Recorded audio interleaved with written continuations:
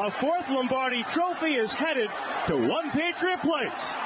Almost $4 billion in bets were placed on the Super Bowl last year. Only a fraction, about $116 million, was done at places like the Red Rock Casino in Las Vegas, Nevada, one of few states in the U.S. where sports gambling is legal.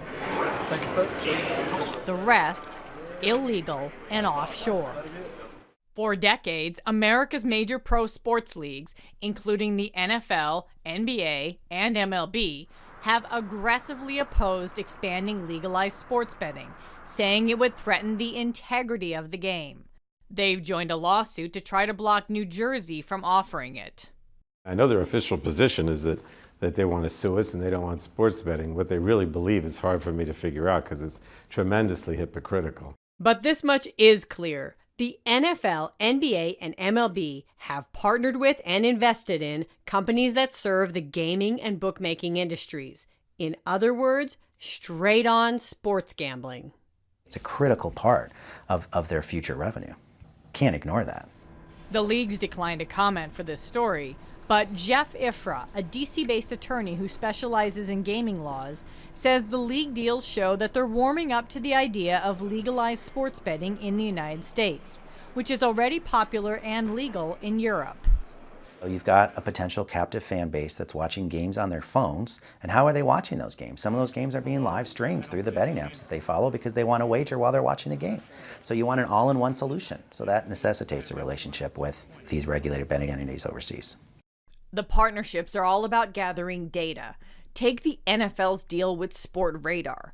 The league gets an ownership stake in the company, and Sportradar gets exclusive rights to the NFL's official live stream of real-time scores, player statistics, and play-by-play figures. Data that the agreement says it can't sell to gambling outlets. But the deal has raised eyebrows because Sportradar's primary business is selling sports data, including NFL numbers it generates on its own, to bookmaking clients in Europe, Asia, and Nevada. There doesn't seem to be an opposition to having an investment in entities that constantly run lines and participating directly with entities that have relationships with sports betting apps. But the fan engagement possibility may be too attractive for leagues to ignore. There's massive, massive sports betting going on in this country. In 2014, NBA Commissioner Adam Silver became the first major U.S. sports leader to advocate legalized gambling on sports. Estimates are that it's up to $400 billion a year. And my view, if it's going to go on, let's make it, transparent. Let's bring it into the sunlight, so to speak, and let's regulate it the same way we do a lot of other industries. In July, the NBA set another first, buying an ownership stake in daily fantasy company FanDuel, which later acquired a small tech company called Numberfire. Numberfire offers daily fantasy and sports betting analysis, including recommendations on the league's own games. I think what it says is that, they're willing to recognize regulation, they're willing to recognize the legality, and it seems to indicate that they're willing to ignore the whole integrity of the game issue.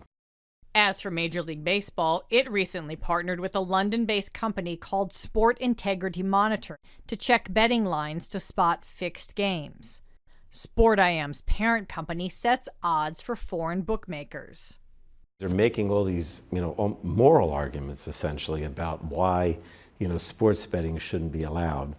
But at the same time, they've got deals with some of these organizations that are involved with the bookmakers. What's really going on is they want to monopolize the money. I think every industry has to look at where they fit on that spectrum. Nevada State Senator Mark Lipparelli is the former chairman of the state's Gaming Control Board. He currently consults organizations, including professional sports leagues, on gambling.